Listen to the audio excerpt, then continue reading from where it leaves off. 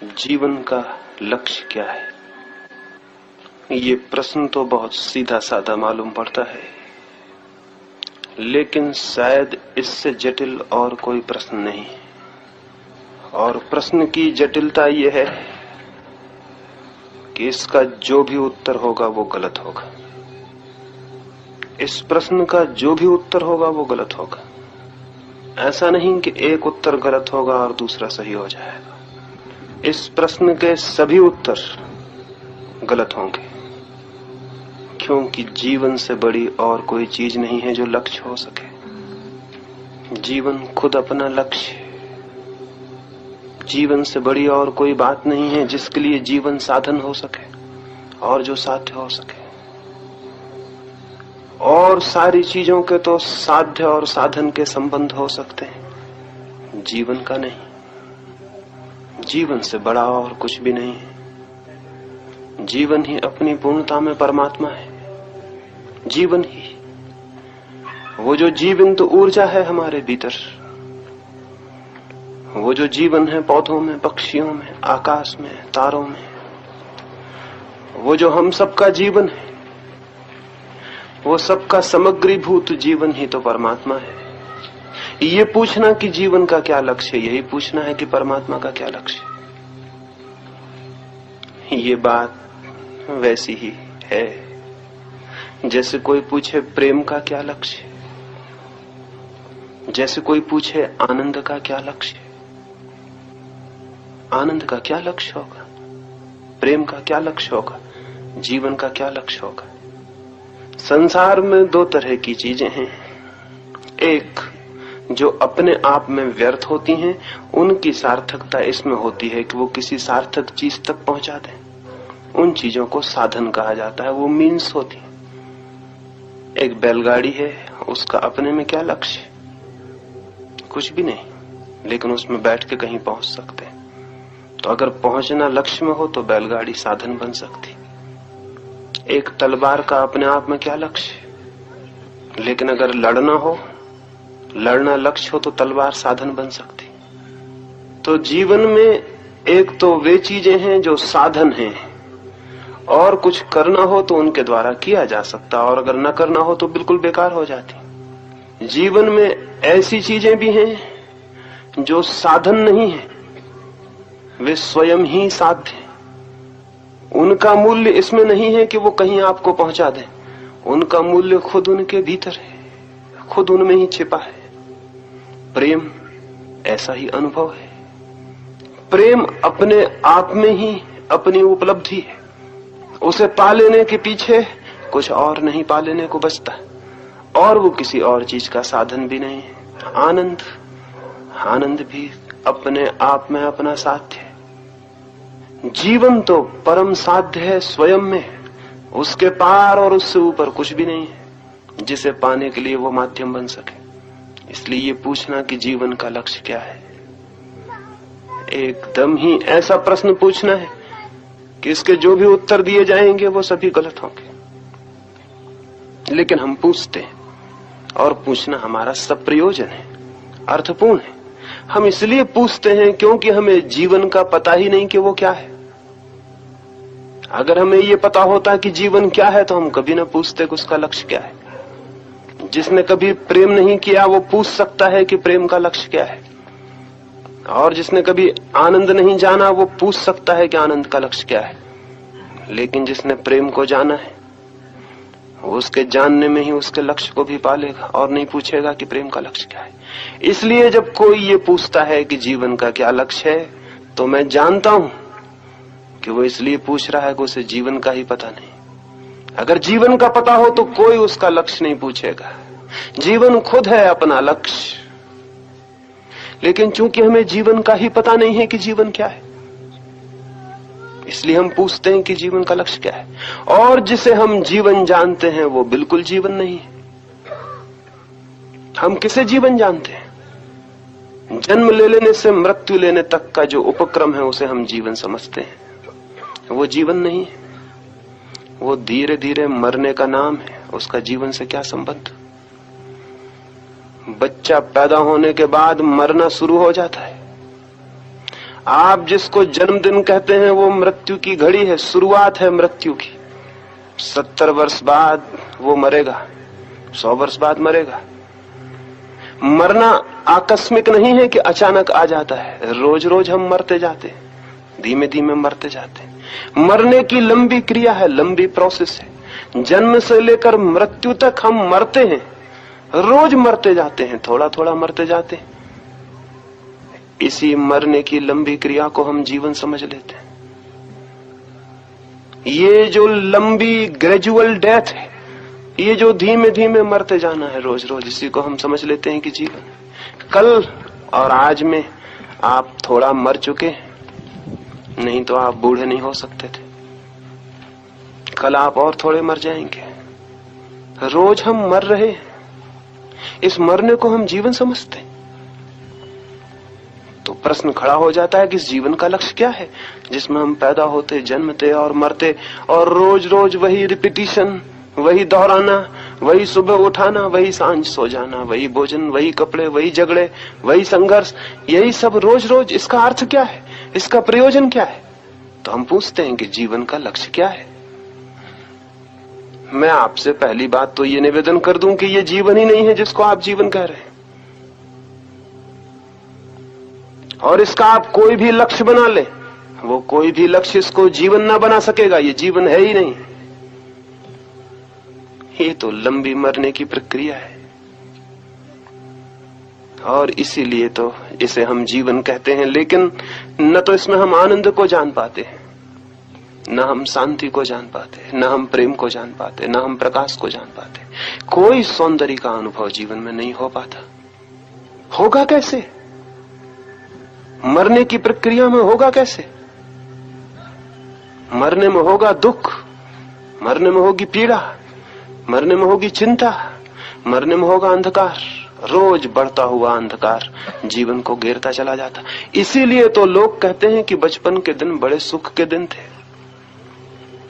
कैसी अजीब बात है। अगर जीवन विकसित हो रहा है तो बुढ़ापे के दिन सबसे ज्यादा सुख के दिन होना चाहिए। बचपन के दिन क्यों? बचपन तो थी शुरुआत, बुढ़ापा है पूर्णता, तो दिन होने चाहिए सुख के, बुढ़ापे के। अगर जीवन बढ़ा है तो आनंद बढ़ना चाहिए। लेकिन हम सारे लोग तो गीत गाते हैं बचपन के कि बड़े खुशी के दिन थे, और हमारे कवि कविताएं लिखते हैं कि बड़े सुख थे बचपन में, बड़ा आनंद था बालपन में। निश्चित ही ये इस बात का सबूत है कि बचपन के बाद हम जिस यात्रा पर चल रहे हैं वो जीवन की यात्रा नहीं, मृत्यु की यात्रा है। इसलिए दुख बढ़ता जाता, मृत्यु की छाया बढ़ती जाती, पीड़ा बढ़ती जाती, और बचपन के दिन सुखद मालूम होते हैं। ठीक कोई आदमी जिएगा और जीवन को अनुभव करेगा तो रोज रोज उसका आनंद बढ़ता जाना चाहिए। विकास का अर्थ यही होगा। तो ये विकास होता है जीवन में या पतन? हम नीचे उतरते हैं या ऊपर जाते?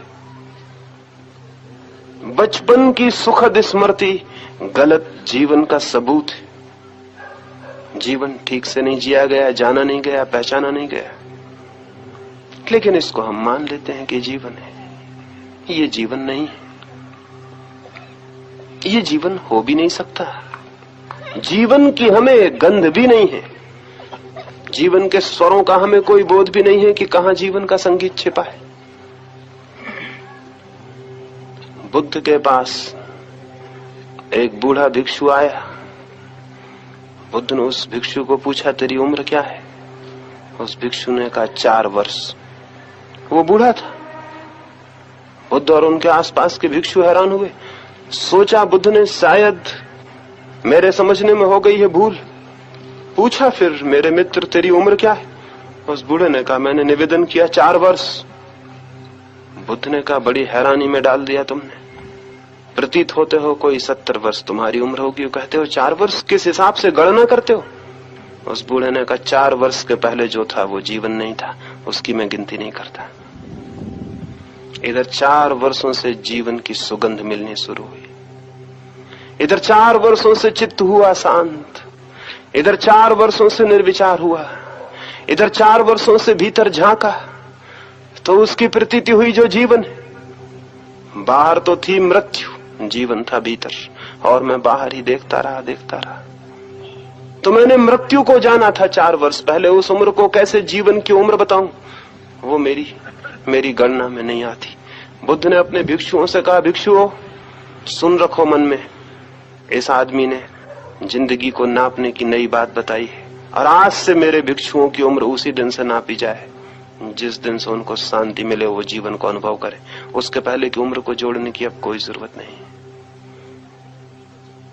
कौन सी बात भीतर दिखाई होगी उस बूढ़े भिक्षु को, क्या दर्शन हुआ होगा,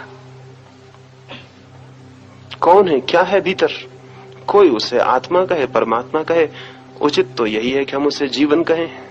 जीवन है भीतर, जीवंत कोई धारा, कोई चेतना भीतर है, और उसके ऊपर एक खोल है शरीर की। शरीर मरण धर्मा है। शरीर को जो जीवन मान लेता है वो मृत्यु को ही जीवन समझ के जी लेता है, और तब होता है बहुत दुख और बहुत पीड़ा। और इस पीड़ा और दुख में वो पूछने लगता है क्या है लक्ष्य, क्योंकि इस दुख पीड़ा में कोई लक्ष्य तो दिखाई पड़ता नहीं। इस दुख पीड़ा में, इस रोज के दैनंदिन अंधकार में कोई अर्थ, कोई अभिप्राय, कोई मीनिंग तो दिखाई पड़ता नहीं। तो मन में प्रश्न उठने लगता है क्या है इस जीवन का अर्थ। ठीक है पूछने वाला, लेकिन उसको निवेदन कर दें, पहली बात ये जीवन ही नहीं है जिसका वो अर्थ पूछ रहा है। रह गया दूसरा जीवन, उसे हम जानते नहीं है, क्योंकि जो उसे जान लेता है वो अर्थ नहीं पूछता, क्योंकि उसे पा लेना ही उसका अर्थ है। वो स्वयं साध्य है, उसके पार फिर पा लेने को कुछ भी नहीं है। उसे पा लेना, उस जीवन को जान लेना, उस जीवन के साथ एक हो जाना, सब कुछ पा लेना है, क्योंकि उसके बाद मन में कोई अभाव नहीं रह जाता, कोई कामना नहीं रह जाती, कोई मांग नहीं रह जाती। मन सब भांति शांत, तृप्त और संतुष्ट हो जाता है। वो जो परम विश्राम, परम संतुष्टि है, वही उस जीवन को पाने से और जानने से मिल जाती है। पाप आपको लगेगा, मुझको नहीं। तो जीवन का लक्ष्य है जीवन को पा लेना। जीवन का लक्ष्य है जीवन को पा लेना। हम जीवित नहीं हैं, हम करीब करीब मृत हैं। और हम जो भी करते हैं, जो भी श्रम करते हैं, जो भी मेहनत करते हैं इस जीवन को खड़ा करने की, जो कि झूठा है, जो कि सच्चा नहीं, उस सारी मेहनत और श्रम का सिवाय इसके कोई परिणाम नहीं होता कि हम रोज रोज अपनी ही मेहनत से अपनी ही कब्र के करीब पहुंचते चले जाते हैं। एक गांव के बाहर एक फकीर का झोपड़ा था। कुछ यात्री वहां से आए और उन्होंने उस फकीर से पूछा, गांव का रास्ता किधर है, बस्ती कहाँ है? उस फकीर ने कहा, बस्ती? सच में ही बस्ती जाना चाहते हो या कि मरघट? उन लोगों ने कहा, कैसे अजीब आदमी हो, हम कह रहे हैं कि हम बस्ती जाना चाहते हैं, इस बात को पूछने की क्या जरूरत है कि मरघट जाना चाहते हैं? उसने कहा, मैं ठीक से पूछ लूं ताकि ठीक जगह बता सकूं, क्योंकि कई लोग ऐसी भूल में हैं, कई लोग ऐसी भूल में हैं कि वो मरघट को बस्ती समझते हैं, बस्ती को मरघट। इसलिए मैंने पूछा, कहीं तुम भी दूसरी भूल में नहीं हो। उन लोगों ने सोचा हो किसी पागल फकीर से मिलना हो गया है, लेकिन फिर भी कोई और वहां नहीं था, रास्ता उसी से पूछना पड़ा। उसने कहा, बाएं तरफ चले जाओ और देखो, भूल के भी दाएं तरफ मत जाना, दाएं तरफ मरघट, बाएं तरफ बस्ती। वो लोग बाएं तरफ गए, 3 मील चलने के बाद मरघट में पहुंच गए। वो बहुत हैरान और परेशान हुए। उन्होंने कहा, पहले शक हुआ था उस आदमी पे, अजीब पागल है, मरघट में पहुंचा दिया। वापस लौटे, बहुत गुस्से में थे। वो फकीर वहां बैठा था। उन्होंने कहा कि तुम पागल मालूम होते हो, हम बस्ती जाना चाहते थे, तुमने मरघट भेज दिया। वो फकीर बोला, बहुत दिनों बाद मुझे खुद ये अनुभव हुआ है, जिसको तुम बस्ती कहते हो वो तो रोज उजड़ती, उसमें तो कोई रोज मरता, उसको मैं बस्ती कैसे कहूं? लेकिन जहां तक मरघट का सवाल है, वहां जो लोग बसे हैं वो कभी भी वहां से जाते नहीं, वहीं बसे। तो मैं मरघट को बस्ती कहता हूं और बस्ती को मरघट कहता हूं, क्योंकि वहां तो टिकटें लगी हुई हैं मरने वालों की। एक आज मरेगा, दूसरा कल, परसों तीसरा, रोज वहां कोई मरेगा। तो जहां रोज कोई मरता हो उसको कैसे बस्ती कहूं? मरघट से मैंने आज तक किसी को उजड़ते नहीं देखा, जाते नहीं देखा। मरघट से किसी को मरते नहीं देखा। जो मरघट में बस गया सदा के लिए, हमेशा के लिए, तो उसको मैं बस्ती कहता हूं। शायद ही उनकी समझ में आई हो बात कि वो फकीर क्या कहता था। हो सकता है आपकी समझ में आ जाए कि वो क्या कहता था। बहुत मुश्किल से ये बात समझ में आती, लेकिन ये बात सच है। जिसको हम बस्ती कहते हैं वो क्या है? रोज रोज मरकट में तो बदल जाती है हमारी बस्ती। जहां हम खड़े हैं वहां कितने लोग नहीं मर चुके हैं। असल में हम खड़े ही इसलिए हो सके हैं कि बहुत लोग मर गए हैं, नहीं तो हम खड़े भी नहीं हो सकते थे। हजारों लाशों पर एक एक आदमी खड़ा है। अपने बाप की लाश पर बेटा खड़ा है, अपनी माँ के लाश पर उसकी पुत्री खड़ी है। हम सब अपने माँ बाप की लाशों पर खड़े हैं। वो न मरे तो हम जिंदा नहीं रह सकते। वो मरते हैं, उजड़ते हैं, जगह खाली होती, हम बसते हैं, और हम बस भी नहीं पाते कि हमारे बच्चे बसने को आ जाते हैं और हम विदा हो जाते हैं। ऐसा बदलता हुआ मरघट है जिसको हम बस्ती कहते हैं। और ऐसी ही बदलती और मरती हुई हमारी जिंदगी है जिसको हम जीवन कहते हैं। वो भी जीवन नहीं है। वहां भी रोज रोज हमारे भीतर मरता जाता है। कुछ वैज्ञानिक कहते हैं शरीर में सैकड़ों कोष्ठ हैं, सैकड़ों सेल हैं, वो रोज मर रहे हैं। वो मर मर के बाहर निकल रहे हैं। 7 साल में पूरा शरीर मर के बदल जाता है, दूसरा शरीर आ जाता है। 7 साल में आपके शरीर में कुछ भी नहीं बचता जो पुराना हो, सब मर जाता है। नई नई चीजें उसका स्थान ले लेती हैं। आप भी एक बस्ती की तरह हैं जिसमें लोग मर रहे हैं और नए आ रहे हैं। करोड़ों कीटाणुओं से मिलकर आपका शरीर बना, उसमें लोग मरते जा रहे हैं, नए कीटाणु आते जा रहे हैं। मुर्दा चीजें शरीर के बाहर निकल रही हैं। आपको ख्याल भी ना होगा। आप बाल को काटते हैं, दर्द क्यों नहीं होता? हाथ को काटिए, दर्द होता है। नखून को काटते हैं, दर्द क्यों नहीं होता? नखून शरीर का मरा हुआ हिस्सा है, बाल मरे हुए हिस्से, मरे हुए सेल हैं, वो निकल रहे हैं, इसलिए उनको काटने से कोई तकलीफ नहीं होती। वो मरे हुए हिस्से हैं, वो निकलते जा रहे हैं शरीर के बाहर, उनकी जगह नए हिस्से जगह लेते जा रहे हैं। शरीर भी खुद एक बस्ती है जिसमें मरघट बना हुआ है। 24 घंटे कुछ चीज मर रही, नई चीज बन रही है। बड़ी बस्ती भी एक मरघट है, छोटा शरीर भी एक मरघट है। और आपके चित्त में क्या है? कल जो विचार था वो आज नहीं होगा, परसों जो ख्याल थे वो आज नहीं है, मर गए, वो नए ख्याल आ गए। बचपन में जो सोचा था वो आज है। कहां गए वे ख्याल, कहां गई वे कामनाएं, कहां गए वे विचार? जवानी आते आते सब बदल गया है। दूर है जवानी तो। आज रात जो सोचा है वो सुबह साथ होता है। एक आदमी सांझ को तय करता है कल सुबह 4 बजे उठेंगे, और 4 बजे वही आदमी सोचता है क्या जरूरत है, फिर देखेंगे, सोए रहो। कहां गया वो विचार जिसने तय किया था कि 4 बजे सुबह उठेंगे? और सुबह उठ के वो सोचता है, फिर पछताता है कि कैसी बुरी बात मैंने की कि मैं आज नहीं उठा, कल जरूर उठूंगा। रात फिर सोता है, फिर सुबह 4 बज जाते हैं, और फिर वो सोचता है कि रहने भी दो आज, ऐसी क्या जल्दी है, ऐसी क्या जरूरत पड़ी है, नींद बहुत गहरी है, कल उठेंगे। विचार प्रतिक्षण मरते हैं और बदलते हैं। मन बदलता है, शरीर बदलता है, और बदलाहट तभी होती है जब कुछ मरता हो और नया आता हो, नहीं तो कोई बदलाहट नहीं होती। बदलाहट की प्रोसेस, बदलाहट की प्रक्रिया मृत्यु की प्रक्रिया है, डेथ की प्रोसेस है। वही चीज बदलती है जो मरती है। जो चीज नहीं मरती वो बदल नहीं सकती। हम तो रोज बदल रहे हैं, शरीर बदल रहा है, मन बदल रहा है, इसमें कोई भी जीवन नहीं है। जहां जहां बदलाहट है वहां वहां जीवन नहीं है। लेकिन आपको क्या पता है कि आपके भीतर कोई ऐसा बिंदु भी है जो नहीं बदलता, जो वही है जो है। अगर उसका पता चल जाए तो जानना कि जीवन का पता चला, उसके पहले जीवन का कोई पता नहीं, बाकी सब मृत्यु है। भीतर अगर कोई ऐसा नित्य शाश्वत कुछ ऐसा जो सदा वही है जो है, जिसमें कोई बदलाहट नहीं, कोई परिवर्तन नहीं, ऐसा कोई बिंदु अगर उपलब्ध हो जाए तो जानना कि उस दिन से जीवन की शुरुआत हुई। उसके पहले तो सब मृत्यु की सारी प्रक्रिया है। इस मृत्यु की प्रक्रिया में, इस मरने की धारा में हम जो भी करेंगे इससे कोई फर्क नहीं पड़ता कि आप क्या करते हैं। आप दुकान करते हैं कि नौकरी करते हैं, कि घर बसाते हैं, कि पत्नियों और बच्चों को पालते हैं, या कि घर द्वार छोड़ के साधु हो जाते हैं, सन्यासी हो जाते हैं, या कि जीवन के सामान्य क्रम में जीते हैं, या जीवन को छोड़कर उल्टे बहने लगते हैं, जीवन के विरोध में, सन्यास में, संसार के विरोध में चलने लगते हैं। अधार्मिक हैं कि धार्मिक, मंदिर जाते हैं या नहीं, आस्तिक हैं या नास्तिक, गीता पढ़ते हैं या नहीं, इससे कोई फर्क नहीं पड़ता।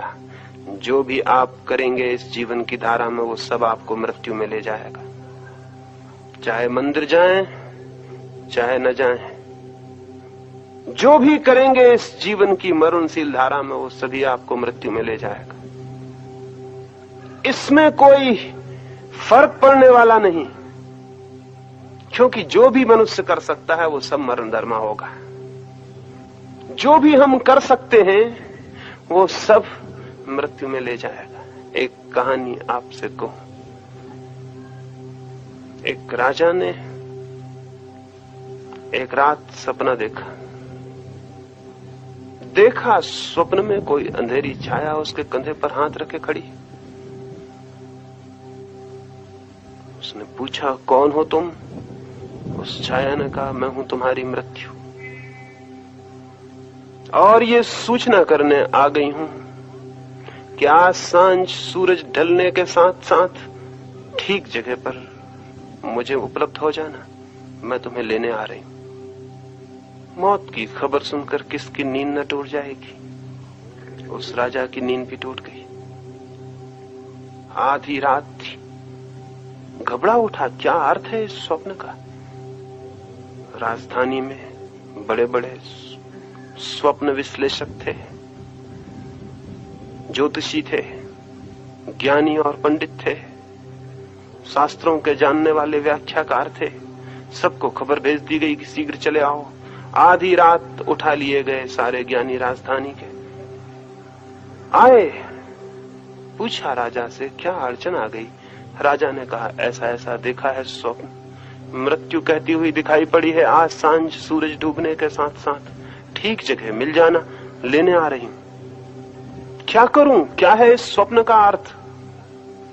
वे पंडित अपनी किताबें साथ ले आए थे, जैसा कि पंडित सदा ही करते हैं, क्योंकि उनकी आत्मा अपने में नहीं होती, अपनी किताबों में होती। वो अपने शास्त्र बांधकर आ गए थे। उन्होंने अपने शास्त्र खोल लिए और अर्थ खोजने लगे। रात बीतने लगी, किसी ने एक अर्थ बताया तो दूसरे पंडित ने उसका खंडन किया, जैसे कि पंडितों की आदत है। जैसे कुत्तों की आदत होती है एक दूसरों पर भौंकने की, वैसे पंडितों की भी होती है। 10 पंडित इकट्ठे रखना, एक उपद्रव करवा लेना है। एक उपद्रव हो जाए, झगड़ा हो जाए, हत्या हो जाए, कुछ भी हो सकता है। वे सब एक दूसरे का खंडन करने लगे, एक दूसरे के शास्त्र की निंदा करने लगे, एक दूसरे की व्याख्या को गलत बताने लगे। राजा बड़ा परेशान हो उठा, सांझ बहुत जल्दी हो जाएगी और इन पंडितों की व्याख्याओं का कोई अंत न दिखाई पड़ता था। इसमें से कोई निष्पत्ति, कोई निष्कर्ष निकलता हुआ दिखाई न पड़ता था। आखिर वो घबराया। सुबह हो गया, सूरज उगने लगा और पंडितों का विवाद बढ़ता जाता था। जब उन्होंने बात शुरू की थी तब तो कुछ साफ भी था, अब तो वो भी साफ न रहा था और उलझ गया था मामला। क्या था अर्थ? कुछ तय करना मुश्किल था। उनके शब्दों में और सिद्धांतों में बात और खो गई। राजा का एक वृद्ध नौकर था, उसने उसके कान में कहा, महाराज, इन पंडितों को कयामत तक भी निष्कर्ष मिलेगा इसकी कोई आशा नहीं। दुनिया का अंत आ जाएगा, ये निष्कर्ष न निकाल पाएंगे। आज तक पंडित कोई निष्कर्ष निकाल पाए? आज तक किसी बात पर वे सहमत हो पाए? आज तक कोई नतीजा मिल सका है उनकी चर्चाओं और विवादों से?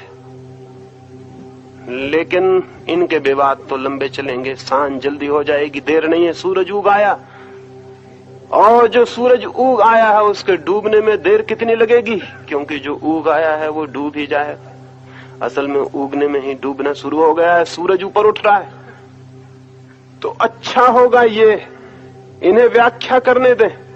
आपके पास कोई तेज घोड़ा हो तो लेके भाग निकले, इस घर से जितने दूर हो सके निकल जाएं। मौत ने संकेत स्पष्ट दिया है। इस घर में जहां मौत की छाया पड़ी हो और जहां मौत ने आके खुद सूचना दी हो कंधे पर रख के, वहां रुकना एक क्षण भी उचित नहीं है। राजा को बात समझ में पड़ी। पंडित अपना विवाद करते रहे। राजा भागा, उसके पास तेज घोड़ा था। तेज घोड़े पर बैठकर उसने यात्रा शुरू की। भागा वो प्राणों को छोड़कर, अपनी उस पत्नी को जिससे उसने बार बार कहा था, तेरे बिना एक क्षण भी जीवन असंभव है, उसकी भी उसे याद ना आई कि उससे विदा मांग ले। मौत के समय किसको किसकी याद रह जाती है, और वे वचन जो हमने मौत के अनजाने में दिए हों, उन वचनों का किसको स्मरण रह जाता है। जिन मित्रों से उसने कहा था तुम मेरे प्राणों के प्राण हो और तुम हो इसलिए मेरी जिंदगी में आनंद है और तुम्हें छोड़ के मैं एक क्षण भी ना जी सकूंगा, उनकी भी कोई याद ना आई, उनसे भी विदा लेने का कोई ख्याल ना पैदा हुआ। मौत सामने हो तो कौन मित्र रह जाता है। भागा। उस दिन न उसे प्यास लगी और न भूख, न उसने पानी पीने को घोड़ा रोका और न भोजन करने को। वो भोजन लाना भी भूल गया था। कुएं तो बहुत पड़े मार्ग पर, लेकिन उसे प्यास का ख्याल ही न था, और जिसे प्यास ही न हो उसे कुएं से क्या मतलब। मौत थी सामने, मौत थी पीछे, मौत थी आगे, मौत थी ऊपर, मौत थी सब तरफ, और निकल जाना था। जरूर था तेज उसके पास घोड़ा, इसलिए विश्वास बड़ा था कि निकल जाएगा। कोई साधारण आदमी का घोड़ा नहीं था, कोई खच्चर नहीं था, राजा का घोड़ा था। राजा बड़ा था, उसके पास घोड़ा भी बड़ा था। सोचा कि मेरा तेज घोड़ा अगर नहीं ले जा सकेगा तो कौन ले जाएगा, इसलिए निश्चिंत था, हिम्मत से डटा था घोड़े पर। सांझ होते होते वो सैकड़ों मील दूर निकल गया। सूरज ढलने को आ गया था। जो उगता है वो ढलता भी है, उस दिन भी सूरज ढलता ही, ढलेगा ही। ऐसा तो कोई दिन होता नहीं कि सूरज न ढले, तो उस दिन भी ढला। राजा ने घोड़ा एक वृक्ष से बांधा, एक बगीचे में, एक गांव के बाहर। सूरज की आखिरी किरण नीचे डूबने लगी। वो घोड़ा बांध भी नहीं पाया था कि उसे एहसास हुआ कि कोई उसके कंधे पर हाथ रखे खड़ा है। पीछे लौट कर देखा, वही छाया, वही सपना, वही रात की मौत खड़ी थी। वो तो घबराया, उसके तो प्राण कप गए। क्या इतनी दौड़ धूप व्यर्थ हो गई? क्या ये दिन भर का परिश्रम और दिन भर की भूख प्यास सब उसे याद आ गई। और उसने कहा तुम कौन हो? मौत ने कहा सुबह तुम्हें मिली थी, इतनी जल्दी भूल गए? रात ही तो खबर दी थी मैंने, और खबर इसीलिए दी थी कि मैं खुद डरी हुई थी कि तुम इस बगीचे में, इस झाड़ के नीचे तक आ सकोगे कि नहीं। यहां तुम्हारे मरने का समय और स्थान तय है। घोड़ा तुम्हारा तेज हो, उसे मैं धन्यवाद देती हूँ। ठीक वक्त पर तुम्हें ठीक जगह ले आया। मैं खुद घबराई हुई थी कि कैसे होगा ये, तुम हो इतने दूर, कैसे आ पाओगे इस जगह। लेकिन घोड़ा सच राजा, घोड़ा तुम्हारा तेज, एक राजा का ही घोड़ा है, ठीक वक्त पर ठीक जगह ले आया। धन्यवाद है तुम्हारे घोड़े का। जिससे दिन भर भागा था, सांझ उससे मिलना हो गया। जिससे भागा था उससे ही मिलना हो गया, और भागना बन गया माध्यम पहुंचने का वहां जहां से बचना था। ये कहानी कोई एक राजा की नहीं, सभी की कहानी। बात दूसरी है, किसी के पास थोड़ा कमजोर घोड़ा है, किसी के पास थोड़ा तेज। कोई जरा धीमे दौड़ रहा है, कोई जरा तेजी से दौड़ रहा है। किसी की दौड़ उदयपुर तक है, किसी की दौड़ दिल्ली तक है, किसी की और आगे तक है। अपने अपने घोड़े हैं, अपनी अपनी दौड़ है।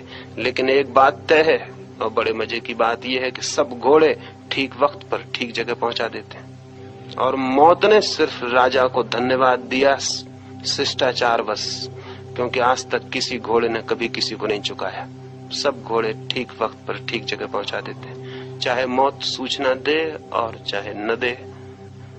हमारी सारी यात्राएं जिसमें हम मौत और दुख से बचने में ही संलग्न रहते हैं, हमारे जीवन का सारा उपक्रम, हमारे जीवन की सारी चेष्टा क्या है? दुख से बचने की चेष्टा है, मृत्यु से बचने की चेष्टा है, सदा बने रहने की चेष्टा है, जीवन को पकड़े रहने की चेष्टा है। सारे जीवन उपक्रम क्या है हमारा? हमारी आकांक्षा क्या है? दुख से बच जाएं, मृत्यु से बच जाएं, बुढ़ापे से बच जाएं, जीवन बना रहे, सदा और सदा जीवन बना रहे। यही हमारी आकांक्षा है। लेकिन होता इससे उल्टा है। पहुंचते हैं दुख में, पहुंचते हैं बुढ़ापे में, पहुंचते हैं मृत्यु में। ये हमारी आकांक्षा ही रह जाती है। जो फलित होता है वो ये कि उस दरख्त के नीचे हम पहुंच जाते हैं जहां काली छाया कंधे पर हाथ रख देती। जीवन भर की खोज का अगर ये परिणाम है और अगर जीवन भर की ये निष्पत्ति है, तो क्या इसे हम जीवन कहें? जिस जीवन में अंत में मृत्यु के फूल लग जाते हों, क्या उसे हम जीवन कहें? बीज हमने बोए हों अमृत के और फल लगते हों मृत्यु के, तो क्या ये ख्याल नहीं आता कि वो बीज मृत्यु के ही रहे होंगे, अमृत के ना रहे होंगे? आम के बीज हम बोए और कड़वे विषाक्त फल लग जाएं, तो क्या ये ख्याल ना आएगा कि हमारे बीज ही गलत रहे होंगे?